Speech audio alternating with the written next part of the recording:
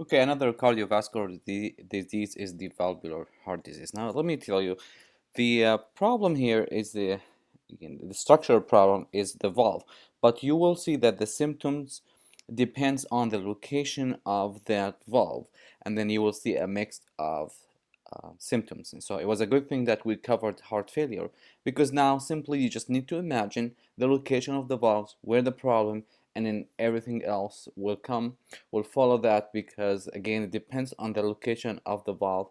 You will see if the congestion or the problem is behind, so it's going to cause a right-sided or left-sided and so on. Just quick review. The major valves in the heart are the tricuspid, which is the three lumen or three leaflet, and which is between the right atrium and the right ventricle. The mitral, which is a double or semilunar, we call it, and which is between the left atrium and the left ventricle, and the aortic valve, which is between this is the major heart valve. It's between the left ventricle and the aorta, and the pulmonary valve, which is between the right ventricle and the pulmonary artery or pulmonary circulation. So you must know this basic location because when you know that, later when we talk about the insufficiency or any problem in any of these valves, it will make sense. The symptoms will make sense. Okay. The problem that these valves will have either the major one, is stenosis, which means narrowing, or regurgitation or insufficiency. Now, stenosis, when I say narrowing, meaning that it's a smaller or it's an incomplete opening. Okay, so that's important. While regurgitation, it's incompetency or incompetent valve, so it's not closing completely. Think of these valves like gates that prevent the backup. The major function of valves, of any valve, anywhere in a human body or in a machine, the valve or the function of the valve is to prevent the backflow of fluid. So the problem or the symptoms will basically explained by the malfunction of these valves because of the backflow or because of backup of the fluid. Okay. So again, the major or the significance of valvular problem is that it prevents the efficient blood flow through the heart, again, as a result of incomplete filling or increase the backflow. Okay, just quick review again. We have two types of valves as far as the morphology. We have the AV, which means, the atrial ventricular. It's between the atria and the ventricle. We have two major ones, which is the mitral, which between left atrium and left ventricle, and tricuspid between right atrium and right ventricle. These valves, they open during diastole and they close during systole. This is extremely important to remember because again, if the problem is stenosis, that means it's during the narrowing, so the problem will be during the diastole if it has to do with mitral or tricuspid. And if it's insufficiency, meaning that it's not completely closing, which should happen during systole, then the problem will be in systole. This is just a quick, I will show you more now as we talk about it. Again, the other type is the semilunar, and we have the aortic, left ventricle and aorta, and we have the pulmonic, right ventricle and the pulmonary artery. And these two open it during systole and close it during diastole. No need for memorization, just need to remember one thing, that blood during systole leaves the ventricles. So these ventricles should open during systole. And the opposite is true, they should close it during diastole. And you need to know that during diastole, the valves between the AV, between the atria and ventricle, should open for the refill or for the loading. So they should open during diastole and they should close during systole. So no backup blood goes back to the atria. Now, the normal heart sound, which is S1, S2, you know that these heart sounds are caused by the closure of the valves. Now, you know that the diastole and the systole in both sides of the heart, they take place exactly around the same time.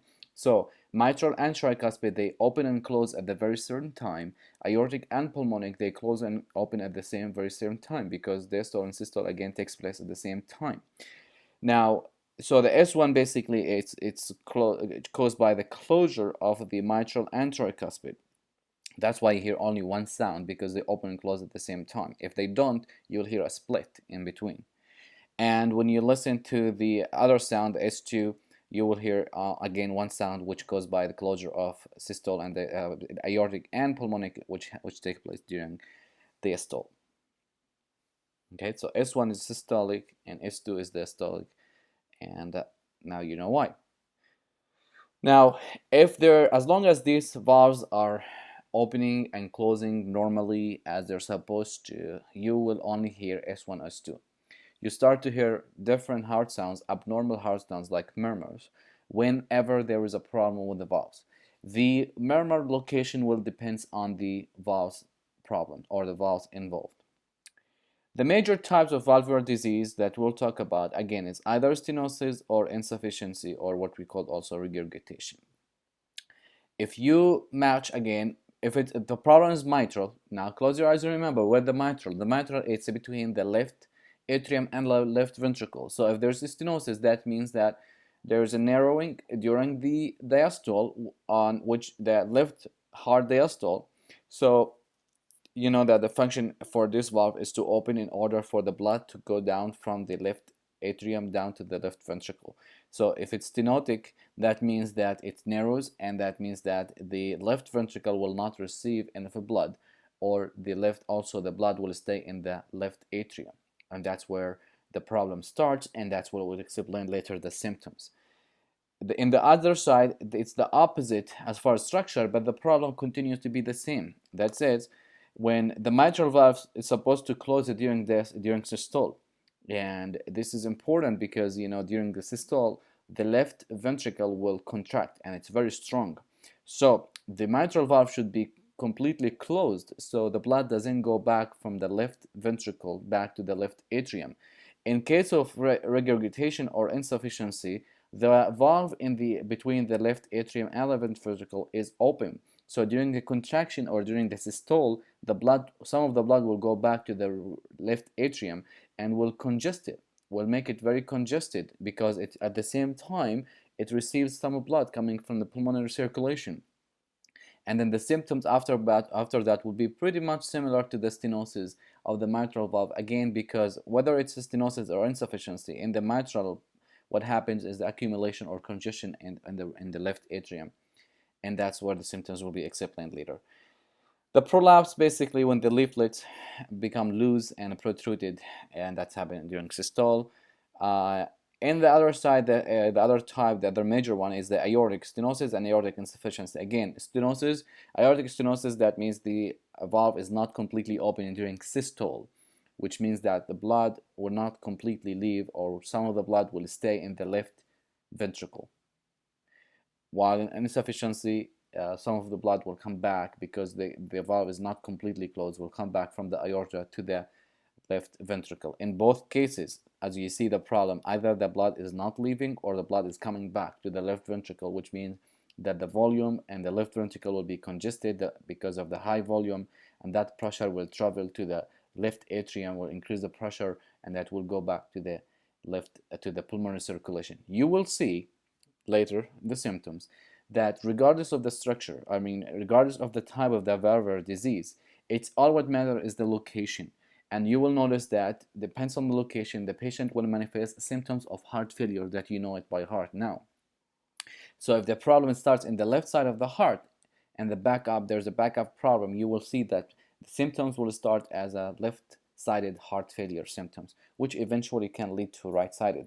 And if the problem in the right side of the heart, in the valves in the right side of the heart, you will see that the patient will show symptoms of right-sided heart failure. Let's take them one by one.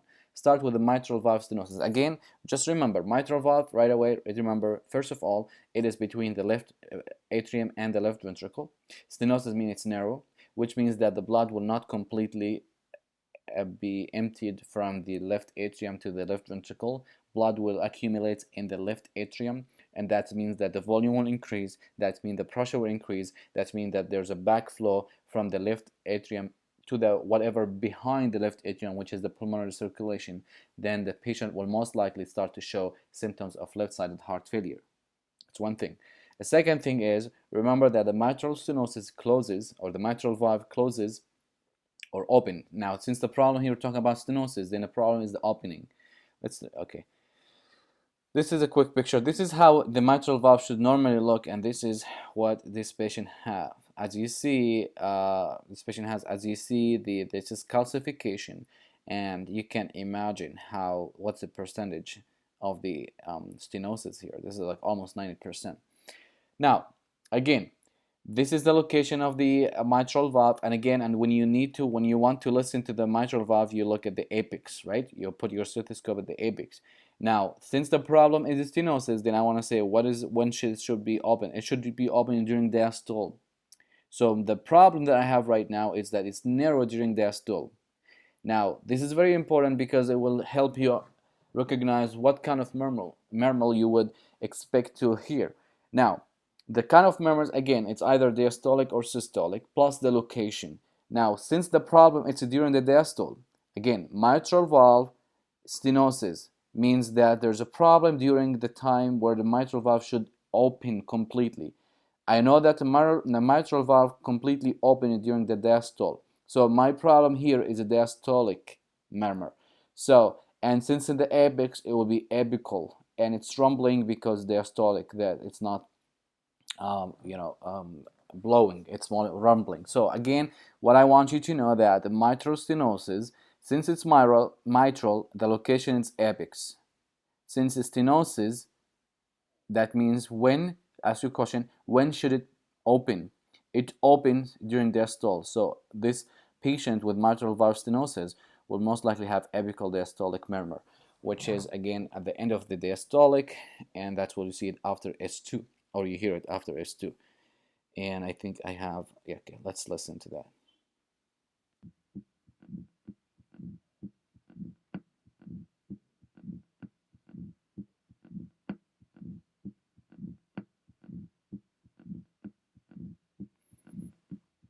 Okay. Now, what happens? Aging, rheumatic fever, rheumatic infection. Remember, we talked about that when we talked about pharyngitis, and we said any infection that is for rheumatic origin can eventually lead to endocarditis or deficiency or destruction of the valves. So it affects the valves, and when the mobility of the valves opening, I mean by that the opening, it's reduced by 50%, as you see in that picture. That's when the patient starts to show symptoms. Now, what happens again when the gate between the left atrium and the left ventricle is not completely open? The blood will stay in the left atrium. Increase the blood volume means the pressure will increase, and the pressure will travel because I mean, this is a fluid, which is the blood, from the left atrium to the pulmonary circulation. Another thing is the increase in the pressure within the atria will also leads to fibrillation, and atrial fibrillation is actually an indication of the worsening of that the case is worsening. So if you have a patient with aortic with mitral valve stenosis, and the patient is there for observation, and now the patient starts to show atrial fibrillation, that means that the condition is getting worse, meaning that the pressure within the atrial or the left atrium increases as a result of increase of the volume. Also, the pressure will travel to the pulmonary circulation, and when the pulmonary circulation pressure increases, that will lead to pulmonary edema, and so the patient will show symptoms of congestion, maybe hemoptysis and pulmonary edema, where the patient starts to show all the symptoms of dyspnea and orthopnea. This pressure, when it travels to the right side of the heart, the patient will have a left ventricle heart failure eventually, and also the pressure will increase in the right atrium and will travel to the rest of the venous circulation. So you'll see a JVD, and you'll see increase in the hepatic size and so on. So as you see, the patient will start with left-sided heart failure, and eventually we will end up with right-sided heart failure. But it's all because of, again, the congestion starts in the left atrium. Now you will notice that all the symptoms for all the valves will be the same, because it's one thing, it's a circulation. Wherever the blood starts, wherever the problem starts, it will travel because of the circulation. If the problem starts in the left atrium, it will eventually end in the right atrium. And if it starts in the left ventricle, it will travel to the left atrium, to the pulmonary circulation, to the right ventricles, to the right atrium, and to the whole body. So it depends where it starts. So what we need to differentiate, again, the symptoms are mixed. A patient with mitral stenosis or mitral regurgitation, maybe aortic stenosis or aortic regurgitation, will show up pretty much the same symptoms. The severity of the symptoms will depend on how severe the condition is. However, how we differentiate whether it's mitral, whether it's a stenosis or aortic, we have to do a diagnostic test. So there's no way to tell from the symptoms of the patient the exact diagnosis. We have to do an echocardiogram. Now you will notice again. So let's move on.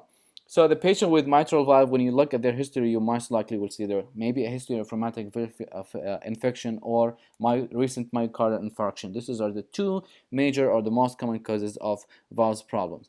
Again, as you see from the pathophysiology, since it's in the left side of the heart, since the problem in the mitral, which is in the left side of the heart, patient will start mainly with symptoms of left-sided heart failure, and then it will travel to cause eventually right-sided heart failure. Again, the murmur that you will hear, since the stenosis takes or the problem is a diastolic, then you hear the diastolic murmur, and the patient, it will be in the apex. Again, atrial fibrillation means this must be reported right away. Okay, the way we diagnose echocardiogram is the golden standard of the diagnostic test, the test of choice. The mitral valve, when it's open, it's normally between 4 to 5 centimeters square in an adult, and the symptoms appears when about 50% of that is lost. So whenever the opening is less than 2 centimeters, of course, the narrowing, the more severe the symptoms. And again, as a result of that, everything will be high. The pressure anywhere in the circulation will be high, starting off from the left atrium. The high pressure will travel to the pulmonary circulation. So the pulmonary artery pressure and pulmonary artery occlusion pressure will be high. The pressure will also increase in the right side of the heart, starting with the right ventricle to the right atrium to the CVP, which is the right atrium again, or the preload. All that will be high because of the congestion, and again because of the blood is not going down to the left ventricle, then the cardiac output will be low, and that explains the symptoms of fatigue and again the other symptoms of left ventricular hypertrophy. In AFib, in ACG, this patient will probably eventually show symptoms of fibrillation. Now, what the medical treatment for this patient? Again, first of all, definitely if the patient get any infection that's caused by rheumatic or beta hemolytic streptococcal like impetigo or pharyngitis, it must be treated and eradicated. Otherwise, so this is a way to prevent it. Now, the treatment will depend on the symptoms. So we have to manage the symptoms. Patient come with orthopnea and dyspnea as a result of pulmonary edema. Give them oxygen. Again, pulmonary congestion, we give Lasix with low sodium and nitrate. We know all this from the management of heart failure. Yes, AFib, we treated with calcium channel blockers, and again because of the thrombosis problem, we give them Coumadin. The low cardiac output, we can give the digoxin. Now, depends on the severity of the valve.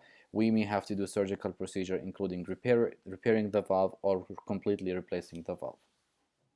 Now, all the concepts that we just covered will apply to all the other problems. Okay, now regurgitations, again, if I don't cover the slides, you will be able to figure it out. The regurgitation means that the valve is not completely closed. And of course, that will be during the systole. Again, during systole, the mitral valve should be completely closed, which is the upper or the back gate. You can think of it. Only the aortic should open. So when the aortic valve is open, the blood will leave the left ventricle. Now, if the mitral is not completely open, some of the blood from the left ventricle will go back to the left atrium, and the whole cascade will start again. Increase of congestion in the left atrium will increase the pressure that will travel to the pulmonary circulation, causing pulmonary edema, travels to the right ventricle and then to the right atrium, and then eventually cause a sign of right-sided heart failure. So the rest is the same. The only difference here, the only difference that you can find in physical examination is the kind of murmur that you will hear. In mitral valve stenosis, we say the problem is during diastole. So you hear the diastolic heart murmur. Now, The mitral valve regurgitation means it's a problem of closing, and the closing should take place during systole. So this will be a more of systolic apical blowing murmur. That's one of the major differences. The rest is pretty much the same. So again, the location, if it's a regurgitation, it's a closure problem. When should the mitral valve close? During diastole. Therefore, the murmur will be a systolic one. And let's listen to that.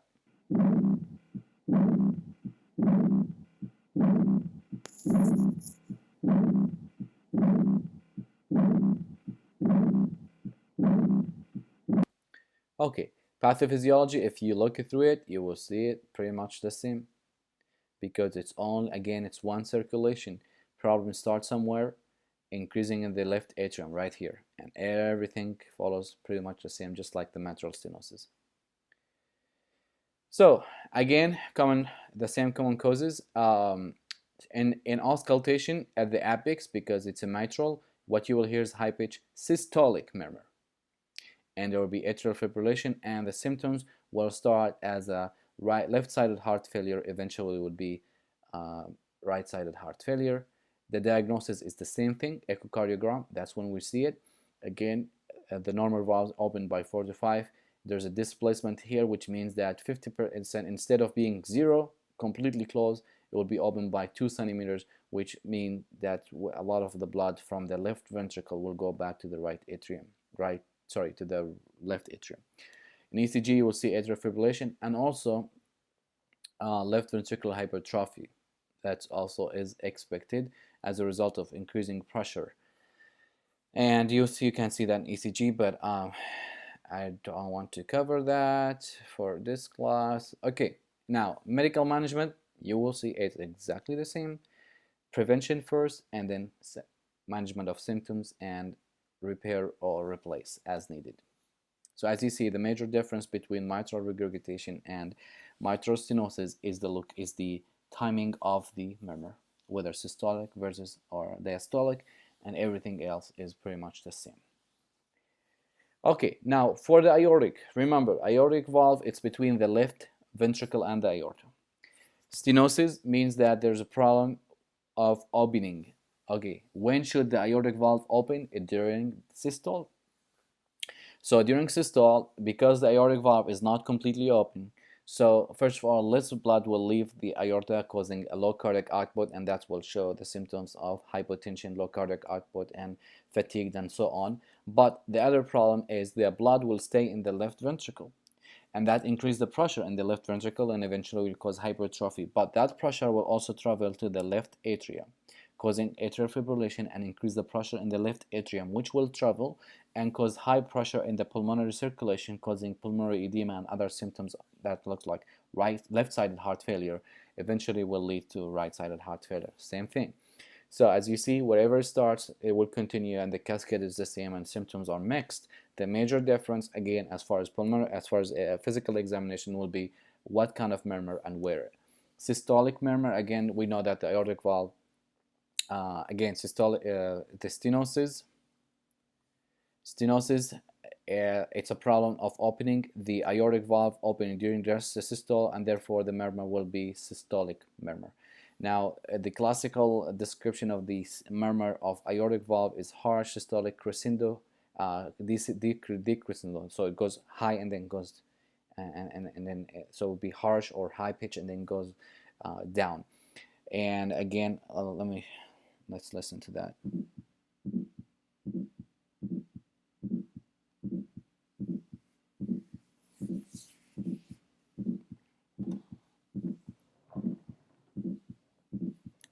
Okay, I have a summary of all of them in a little bit. Again, the pathophysiology, the problem starts in the left ventricle pressure that will travel to the left atrium, left side of the heart, and the rest of the pathophysiology is the same.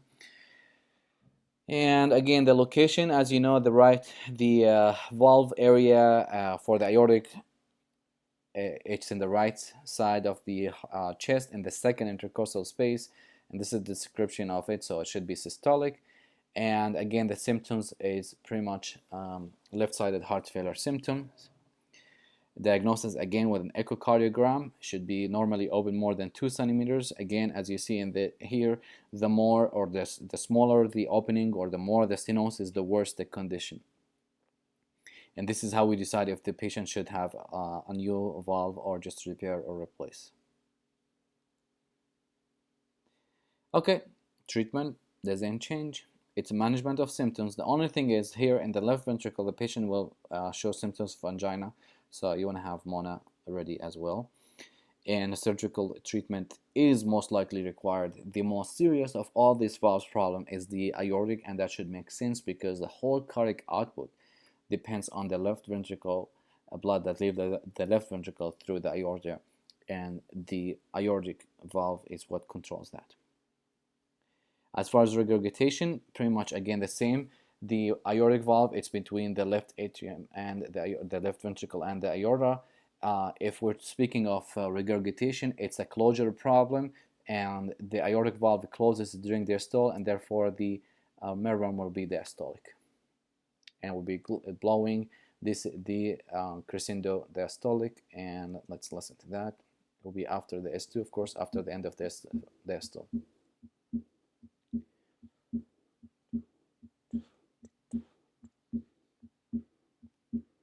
Okay.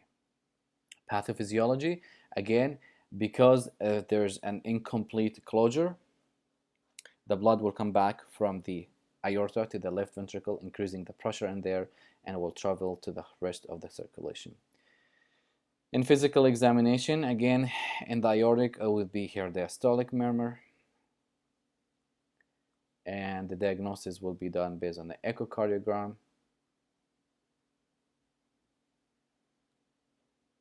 Now the other type is the tricuspid and the pulmonary. So these are in the left side, right-sided heart failure, what you see in the tricuspid, and then the pulmonary will be more left-sided heart failure. Again, it will be a mixture.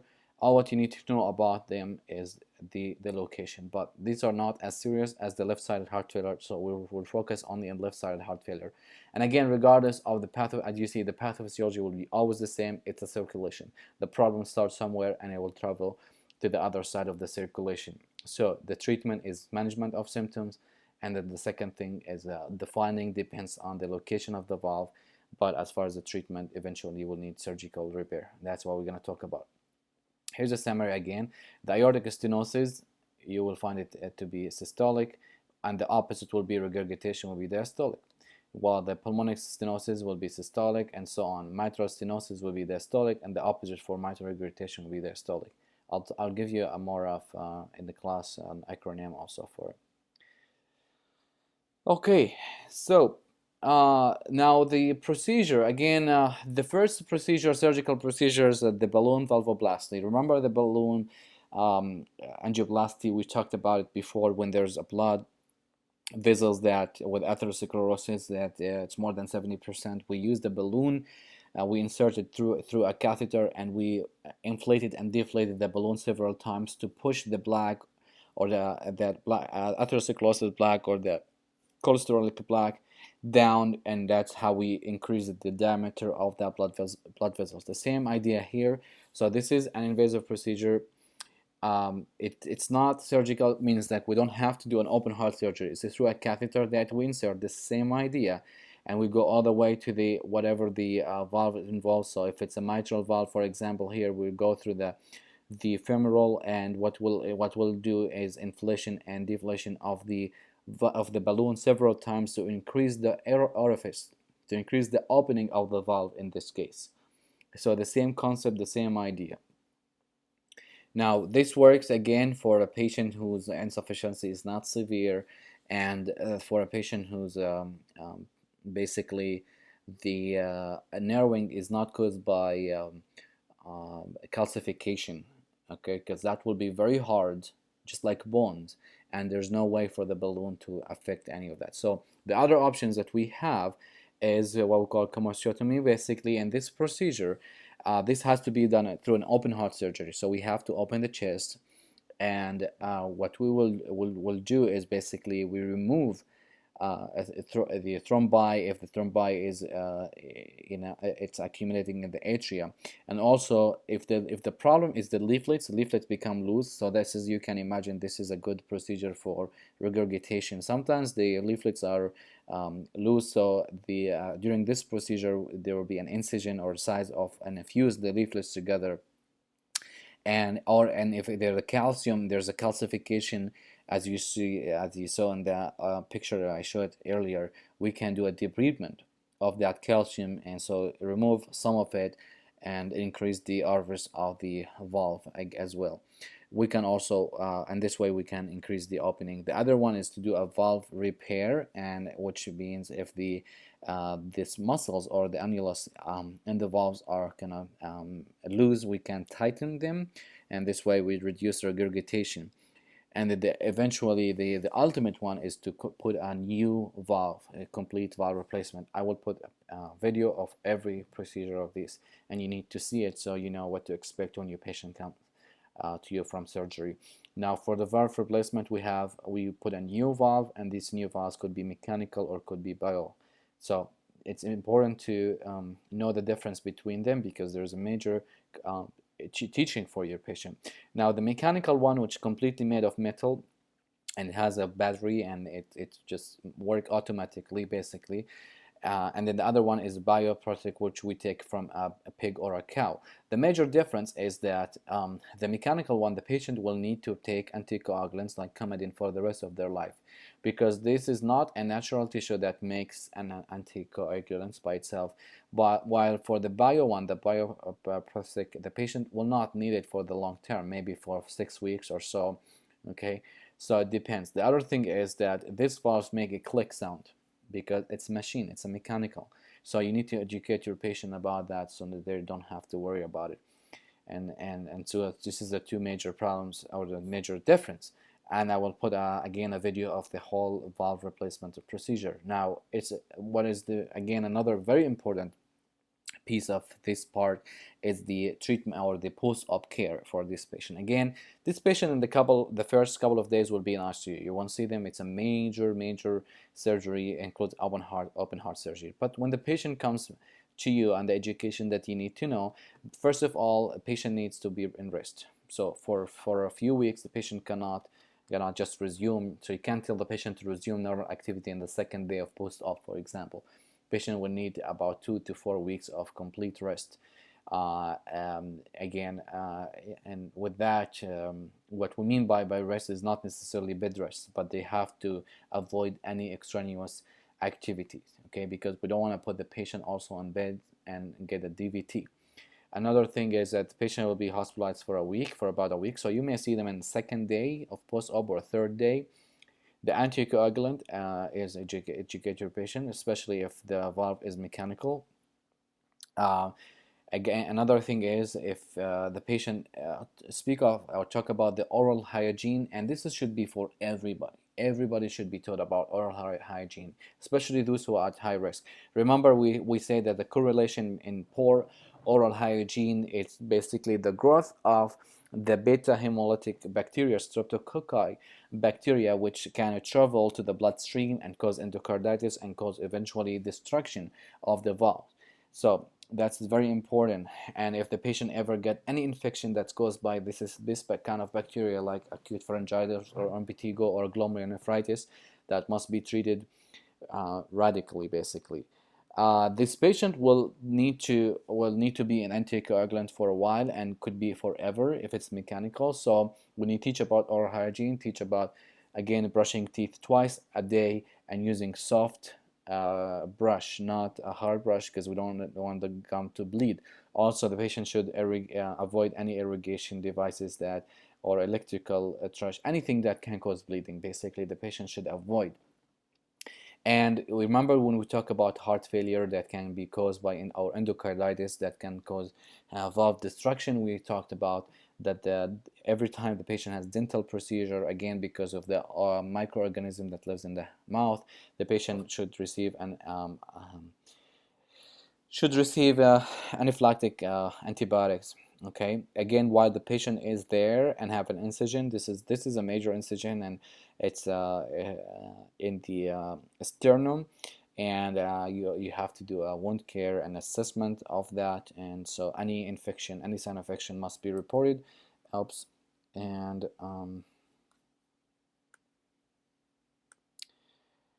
okay, dental procedure. No dental procedure for 6 months unless it's an emergency. No dental procedure for 6 months until the valve is completely healed. And then no lifting more than 10 pounds, and that's again during the time of rest. And tell your patient that they may hear, especially if they get a mechanical valve, that they may hear a soft audible clicking sound, and not to worry about it. Prophylactic antibiotic before any invasive procedure, mainly the oral procedure, and again wearing a bracelet.